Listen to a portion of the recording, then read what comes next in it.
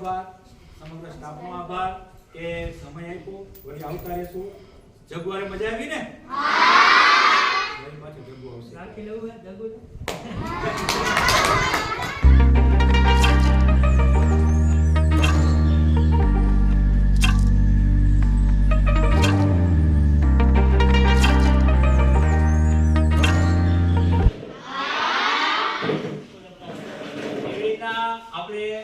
ભણવું ત્યારે ગમે જ્યારે આપણે શારીરિક અને માનસિક રીતે સ્વસ્થ હોય. બરાબર? તો એ સ્વસ્થ કઈ રીતના રહેવાના?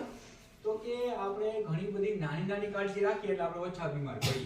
આપણે બીમાર પડતા હોય ને એમાં ક્યાંક આપણે જવાબદાર હોય, ક્યાંક આપણે બેદરકારી રાખીએ એટલે બીમાર પડતા હોય. તો હું આરોગ્યમાંથી આવું છું એટલે થોડુંક આરોગ્યની વાતો કરશું, થોડુંક તમને મજા આવે, આનંદ આવે. એટલે એક પરફેક્ટ સાથે લઈને આવ્યો છું ને એ મારું મિત્ર છે. બરાબર? અને છોટા ભીમ લગભગ જોતા હશે. જોવો છો ને છોટા ભીમ? એમાં ઓલું વાંદરું હોય છે. નામ શું હોય છે? જગુ. એ જગુ છે ને, અહીંયા હું પણ મારા દોસ્તનું નામ પણ જગુ છે. શું નામ છે?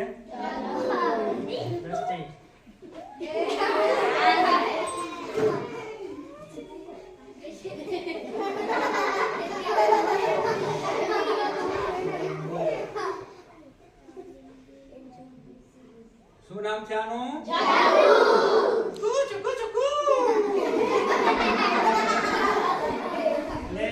આ કળા છે આપણે વેન્ટ્રોક્વિલિઝમ. અંગ્રેજો લઈ ગયા એટલે અંગ્રેજી નામ આપી દીધું વેન્ટ્રોક્વિલિઝમ, એટલે શબ્દ ભ્રમ. બરાબર? એટલે કે આપણે બોલતા હોય અને એવો ભાસ થાય કે ખરેખર ઈ બોલે છે અને શબ્દ ભ્રમ વેન્ટ્રોક્વિલિઝમ કહેવાય. અને આ કળા આપણી જ હતી, આપણી સંસ્કૃતિ. આપણે કહેવાય ને કે ભારત છે એ સોનાની ચીડિયા કહેવાતો. શું કામ કહેવાતો? કારણ કે આપણી પાસે સંસ્કૃતિ હતી, મરી મસાલા હતા, અઢળક સંસ્કાર હતા. અને અમુક બાબતો સારી સારી હતા ને અંગ્રેજો છોડીને વયા ગયા અને અમુક બાબતો આપણા માટે મૂકતા પણ ગયા. બરાબર? અને એ બાબતો મૂકી ગયા એમાં ક્યાંક આપણે હજી જો ગંભીરતા લેતા નથી અને બીમાર પડીએ છીએ. એ વાતો કરશું. હા, હું અને આ મારો મિત્ર. શું નામ છે?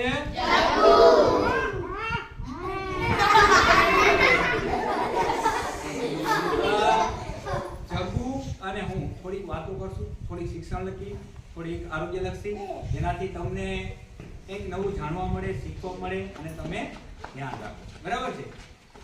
પહેલા તો હું જે બોલીશ ને એમાં ક્યાંક વચ્ચે જગુ છે, વચ્ચે ડબકા પૂછશે એટલે તમને મજા આવે. બરાબર છે?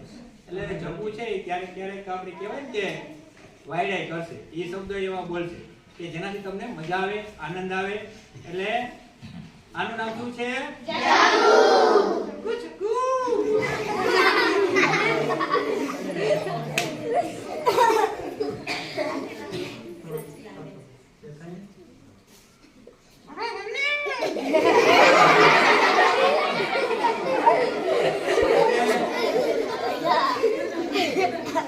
આપણે બીમાર પડતા હોય તો મોટા ભાગના આપણે ખબર છે પહેલા આપણે ખોરાકની બાબતમાં ધ્યાન રાખવું જોઈએ. બરાબર? એટલે કે ખોરાક આપણે શેનાથી ખાઈએ છીએ? પગેથી ખાય. મેં કીધું ને જગુ ક્યારેક ક્યારેક ને વચ્ચે ડબકા પૂછે એટલે તમને આનંદ આવે. ખરેખર આપણે હાથેથી ખોરાક ખાઈએ છીએ, પણ હાથ ખોરાક ખાઈએ છીએ તો એ હાથ કેવા હોવા જોઈએ? સ્વચ્છ હોવા જોઈએ, ધોયેલા હોવા જોઈએ. 2 મિનિટ આપણે હાથ ધોવા માટે આપવી જોઈએ. તમે બહાર રમીને આવીને સીધું જ આપણે પાણી ન પીવું જોઈએ, ઘોડામાં હાથ ન ડબોળવો જોઈએ. કારણ કે આપણા અસંખ્ય એવા વાયરસ જીવાણુ હોય જેનાથી આપણે બીમાર પડતા હોય અને આપણા મોં વાટે છે, શ્વાસ વાટે છે, આપણા અંદર શરીરમાં પ્રવેશે અને આપણે બીમાર પડતા હોય. એટલે શું ધ્યાન રાખવાનું? ભણવાનું નહીં. આને ગમે જેવું ગમશે હો, રમવાનું, ભણવાનું નહીં. પણ ખરેખર તો ભણવું જરૂરી છે. ક્યાંક આપણને ભણવાથી આપણે આગળ વધીશું. આજે અમે નોકરીએ લાગી છે ને આપણને ખબર છે એક થોડી શાંતિ મળે. બરાબર છે? તો આના માટે ભણવું તો જરૂરી છે, પણ ક્યાંક એવી બાબતો વચ્ચે આવશે કે જે તમને કડવી લાગે. બરાબર? આપણે બીમાર પડીએ એટલે કઈ દવા તાવ ઉતારે? મીઠી દવા હોય. તો કડવી દવા તાવ ઉતારે એમ ક્યાંક શિક્ષકો કઈ આપણને કહેતા હોય, કોઈ માતા પિતા આપણને કહેતા હોય, એ આપણને કડવું લાગે. પણ કડવું લાગે ત્યારે સમજી લેવાનું કે આપણા માટે દવા છે, આપણા સારા માટે છે. બરાબર? એટલે ક્યારેક શિક્ષકોનું, આપણા માતા પિતાનું ખોટું લગાડવાનું નહીં. અને એ સલાહ દે તો એ કડવી દવા તાવ ઉતારે એવી રીતના એ સલાહ છે એનાથી આપણે શીખવાનું અને આગળ વધવાનું. બરાબર? અને શું કરવાનું? રખડવાનું. એલા રખડવાનું. ભણવાનું. બરાબર છે? અને આનંદ કરવાનો. બરાબર? એટલે જબરુ સાથે એટલે લઈને આવ્યો છું તમને મજા આવે, તમે થોડુંક યાદ રાખો. અને તમે યાદ રાખો ને તમારી સાથે તમારા મિત્રોને, તમારા આડોશ પાડોશમાં તમારા મમ્મી પપ્પાને પણ વાત કરવાની છે. બરાબર? આપણે મોટા ભાગના બીમાર પડીએ ને એમાં એવી રીતના એક સ્વચ્છતા અને બીજી એક બાબત શું છે તો કે તાવ આવે. અને મોટા ભાગનો તાવ શેનાથી આવે?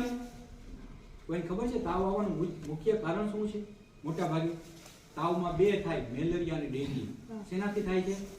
મચ્છર. બરાબર છે? મચ્છર કરડે એટલે શું થાય? તાવ આવે. અને તાવ આવે એટલે શું થાય? તાવ આવે એટલે ઠંડી લાગે ને, આ જગમગીરાના ઠંડી લાગે. તો ઠંડી લાગે, તાવ આવતો હોય, તાવ જતો હોય એવું થાય ત્યારે શું થાય તો કે તાવ કેવો હોય? મેલેરિયા. હા, મેલેરિયા. બરાબર? તો મેલેરિયાની દવા લે. તો એ બધા મચ્છર છે શેમાંથી બને? પેટ્રોલમાંથી. પેટ્રોલમાંથી બને. મચ્છર મોટા ભાગે પાણીથી બને. જો પાણી ભરેલું હશે ને, જ્યાં જ્યાં પાણીનો ભરાવ હોય, અઠવાડિયે કે એનું પાણી પડેલું રહે, એમાંથી શું થાય? મચ્છર બને. તો યાદ રાખવાનું કે પાણી ભરેલા હોય ને એને કાં ખાલી કરી દેવાના, કાં ઓઇલ નાખી દેવાનું, અને મચ્છર હોય એનાથી આપણે બચવાનું. બરાબર?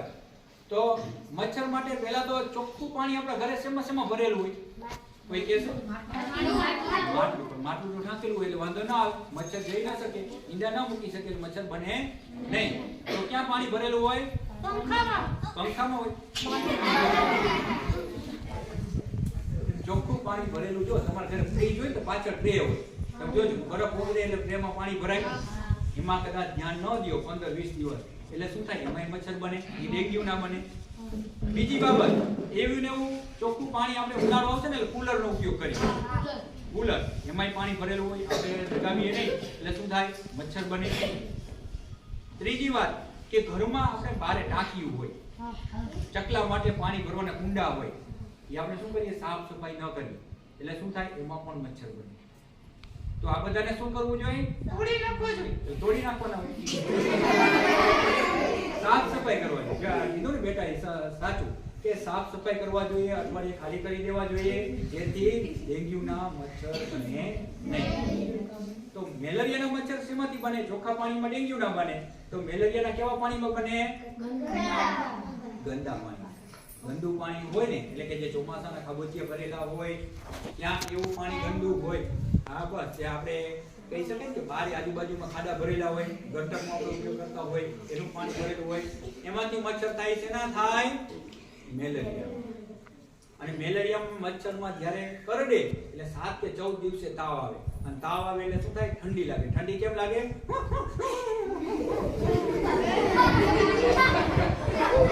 પછી આપણું શરીર કેવું થઈ જાય? હા, આપણે નબળા પડી જાય, વીક પડી જાય. શું થાય? શરીરને આરામની જરૂર પડે. બરાબર? એટલે તાવ ન આવે એના માટે તો પેલા શેની જરૂર ધ્યાન રાખવાની હોય? કઈ કઈ બાબતની કાળજી રાખવાની હોય? હાથીથી છેટું રહેવાનું. એટલે હાથીથી છેટું નહીં. એનાથી છેટું રહેવાનું. મચ્છરની કાળજી રાખવાની. તો મચ્છર છે તો આપણે આજુબાજુમાં ક્યાંક આવું તો ધ્યાન રાખજો. તમે પાણી હશે તો લેવડાવી દેશો. ક્યાંય ઘરે ટાંકી હોય ખુલ્લી તો આજે જ ઘરે જઈને બંધ કરી દેવાની, માથે ઢાંકણું રાખી દેવાનું. એટલે શું થાય? મચ્છર આવીને એમાં ઈંડા ના મૂકી શકે, એકમાંથી અનેક મચ્છરો ન થાય. બરાબર? અને આપણે તાવથી બચી શકીએ. બરાબર? કેવું લાગુ? મસ્ત.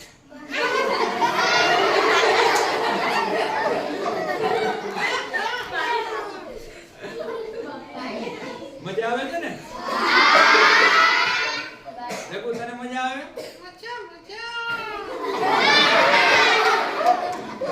મજા આવે. એટલે એક તાવ માટે મેલેરિયા, ડેન્ગ્યુ આ છે મોટા ભાગે મચ્છર જવાબદાર હોય. હવે મચ્છરથી બચવા આપણે શું કરવું જોઈએ? બહાર ભાગી જવું. એટલે બહાર ના ભાગવું. ઘરમાં તો રહેવું જ પડે ને કે બહાર દેવાય તો શું કરવું પડે તો કે આપણે મચ્છરથી બચવા પહેલા તો ફૂલબાઈના કપડા એટલે કે ક્યાંક આપણે પહેરવેશ છે એ આપણે ઓઢોઈને સુવાનું હોય તો સાર ઓઢવાની ટેવ રાખવાની, શિયાળામાં ગોદડું ઓઢવું જોઈએ, અને બીજું એક લીમડાનો ધુમાડો કરવો જોઈએ, બરાબર? જેનાથી શું થાય? મજા આવે. લીમડાનો ધુમાડો કરો એટલે મચ્છરને ક્યાંક ઘૂંટણ થાય, મચ્છરો ભાગી જાય અથવા છે એ નાશ થઈ જાય, બરાબર? અને કીધું પાણી ભરેલું હોય બારે એને શું કરવાનું? ઓઇલ કેવું કંઈ નાખી દેવાનું એટલે ઓઇલનું સ્તર થઈ જાય એટલે મચ્છર ઈંડા ન મૂકી શકે અને બીજા મચ્છર ઉત્પન્ન થાય નહીં. કારણ કે મચ્છર બને તો શું થાય? મજા પડે. મચ્છર બને તો બીમાર પડી, બરાબર? એટલે મચ્છરનું ધ્યાન રાખવાનું, આજુબાજુમાં મચ્છર ન થાય એની કાળજી રાખવાની, સ્વચ્છ રહેવાનું, સ્વસ્થ રહેવાનું, અને શું કરવાનું? નાહવાનું. ક્યારે નાહવાનું? અઠવાડિયે. શિયાળો છે એટલે કે છે હા એટલે પીવે છે પાણી, પણ ખરેખર આપણે દરરોજ સ્નાન કરવાનું, નખ કાપવાના, હાથ ધોવાના, સ્વસ્થ રહેવાનું, અને શું કરવાનું? વ્યવસ્થિત જમવાનું. તો જમવામાં શું જમવાનું? ચાઇનીઝ.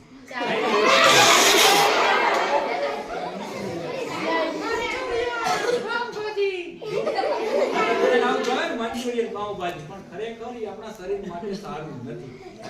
જો મગ છે, ખીચડી છે, રોટલી શાક છે, આ છે ને એ આપણું પૌષ્ટિક ભોજન છે, બરાબર છે? અને દૂધ છે એનાથી આપણને ખબર છે પ્રોટીન વધારે મળે, તો દૂધ છે એ બધું એનાથી આપણા હાડકાઓ મજબૂત બને, તાકાત આવે અને આપણા ક્યાંક રક્ષણ મળે શરીર. તો આવું જમવું છે. બાકી અત્યારે મોટા ભાગના શું ગમે છે? પાણીપુરી.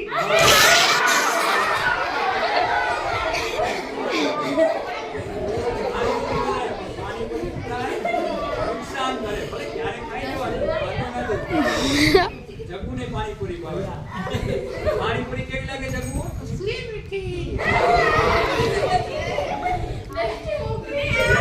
પાણીપુરી, ચાઇનીઝ,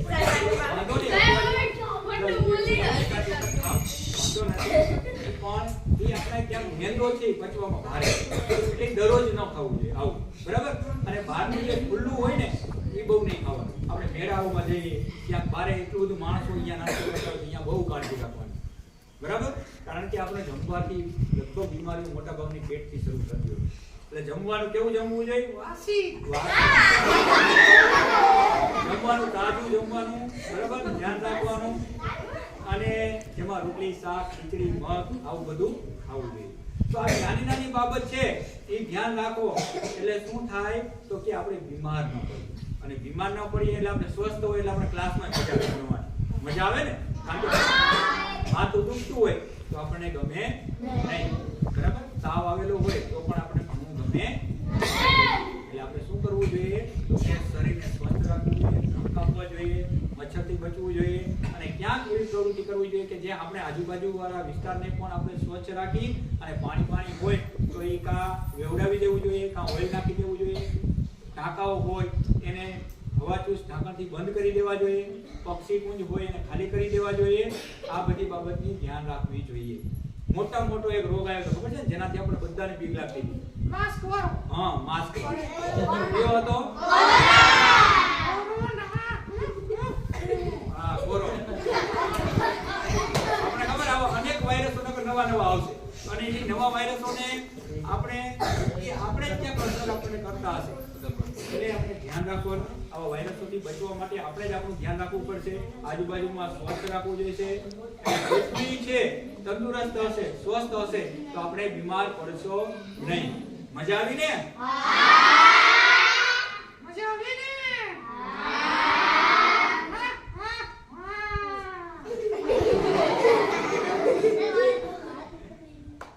આ વિન્ટ્રોપિલિઝમ એટલે શબ્દભ્રમ. ખરેખર આનું શું નામ છે? આનું નામ બધાને યાદ રહેશે. મારું નામ કોઈને યાદ નહીં હોય. કોઈને આવડે મારું નામ? એટલે હું જગ્ગુ લઈને મને ખબર હતી. એટલે વેલ્યુ કોની વધારે છે? મારી. હા, એની વેલ્યુ વધારે છે. કાંઈ વાંધો નહીં. મારું નામ યાદ ન રહે તો કાંઈ નહીં, પણ આ જોશી સાહેબ મારું નામ છે. YouTube માં તમને આના વિડિયો જોવા હોય તો વિન્ટ્રો જગ્ગુ વિથ જોશી સર, બરાબર? જગ્ગુ વિથ જોશી સર લખશો તોય આવી જશે. એટલે મારું એક છોકરાઓને શિક્ષણ સાથે આનંદ આપવો આ મને એક શોખ છે. એટલે શોખના લીધે અને અમારા મિત્ર મનસુખભાઈના લીધે અને સાહેબનો ખૂબ ખૂબ આભાર કે આ તકે સમય આપ્યો એ માટે આભાર. ચાલો જગુ બધાને બાય બાય કરી દો અને એક નાની એવી શાયરી કહી દે કે જેનાથી વિદ્યાર્થીઓ છે એ મહેનત કરતા થઈ જાય. मेहनत इतनी खामोशी से करो कि आपकी सफलता शोर मचा दे. Best of luck, best of luck, best of luck.